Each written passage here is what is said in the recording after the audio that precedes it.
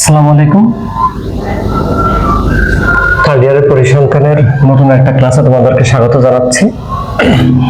এর আগের ক্লাসটাই অর্থাৎ এর আগের যে ভিডিওটা আমি করেছিলাম সেখানে আমি তোমাদেরকে বলেছিলাম যে এই তিনটা অঙ্ক, এই একটা অঙ্ক নিয়ে আমরা তিনটা অঙ্কের খেলা দেখাবো।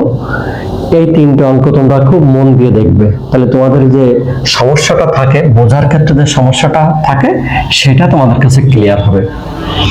এর আগের যে অঙ্কটা আমি তোমাদের সামনে রেখেছিলাম সেই সেম অঙ্ক, ধারাবাহিক অঙ্কটা, সেখানে বলেছিলাম কি কোন একটি দলে 20 জনের মধ্যে 5 জনকে নির্বাচন করা হলো দৈব চয়ন ভিত্তিতে। তখন বলা হয়েছিল কয়জন? 3 জনকে নির্বাচন করা হলো। জাস্ট সেই অঙ্কটা একটু ঘোরায় কি লিখেছি বলতো? পুনঃস্থাপন করে নির্বাচন করা হলো। গত ক্লাসটাই ছিল হচ্ছে কি 3 জনকে নির্বাচন করা হলো, এখনো সেই 3 জন আছে কিন্তু পুনঃস্থাপন করে। তখন নতুন করে আরেকটা জিনিস তৈরি হয়ে গেল। তাহলে পুনঃস্থাপন করে যখন বলা হলো তখন আমরা কি লিখছি? আমরা স্নাতক হওয়ার ঘটনা সমান সমান এ ধরছি, সেই আগেরটাই বহাল আছে।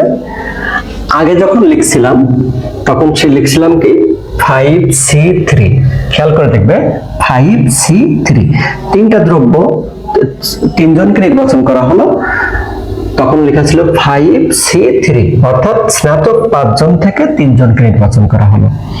এবারও কিন্তু ঠিক একই আছে, 3 জনকে নির্বাচন করা হলো, কিন্তু লিখছি কি দেখো তো?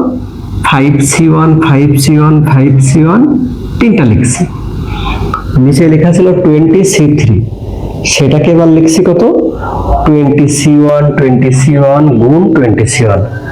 তাহলে তোমাদের কাছে একটু ধারণার মতো লাগতে পারে যে কেন এরকম হচ্ছে। এই বিষয়টা আমরা একটু ক্লিয়ার করি।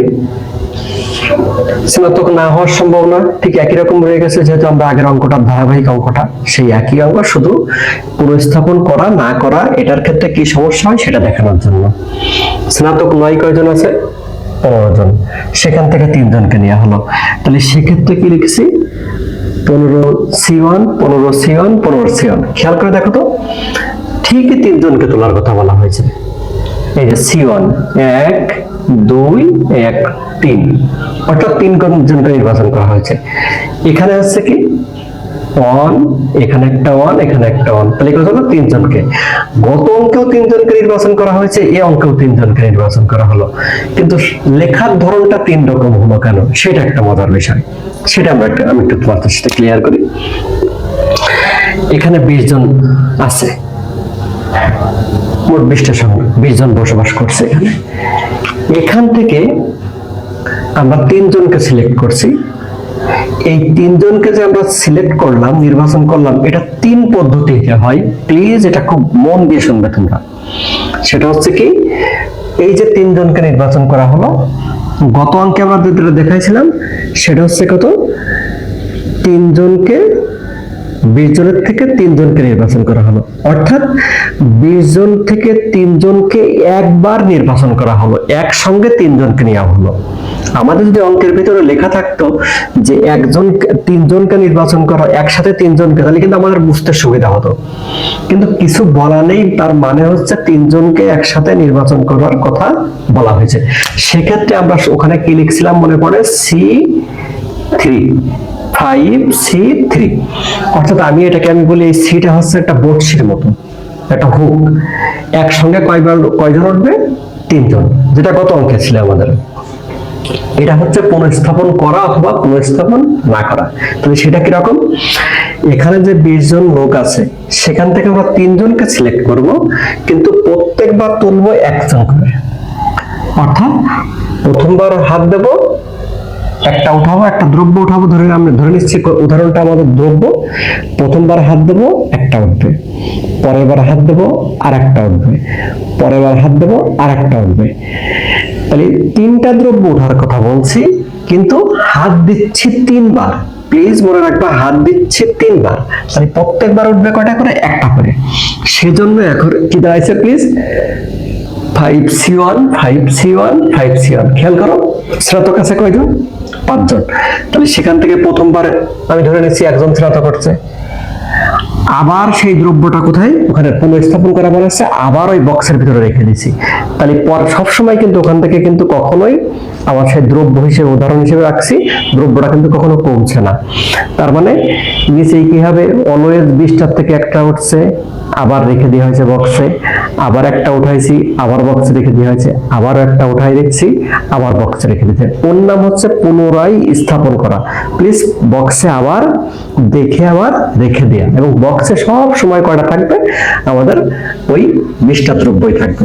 তাহলে 3টা দ্রব্য তোলা হচ্ছে, কিন্তু 3বার হাত দিয়ে 3টা পুনঃস্থাপন করি, একটা দেখে আবারও রেখে দেওয়া। তার মানে কখনোই বক্সের বল আমাদের সেই দ্রব্য কমে না। তাহলে 3টা দ্রব্য তোলা হয়েছে, দেখো 20C1, 20টার থেকে একটা, 20টার থেকে একটা, 20টার থেকে একটা, কমেনি। আর স্নাতক কি ছিল 5 জন, তাহলে 5C1, 5C1, 5C1। আর স্নাতক 9, অর্থাৎ আছে কয়জন, 15 জন। তাহলে সেখান থেকে আছে প্রথমবার একটা, পরের বার একটা, পরের বার একটা। তাহলে 3বার হাত দিয়ে কিন্তু 3টা তোলা হলো। আর নিচে সেই একইভাবে 20C1, 20C1, 20C1। তাহলে গত অঙ্কের সাথে আমাদের এই অঙ্কের পার্থক্যটা দাঁড়াচ্ছে কোথায়, সেটা হচ্ছে ওই যে 3 জনকে নির্বাচন করা হলো, এটা কেমন।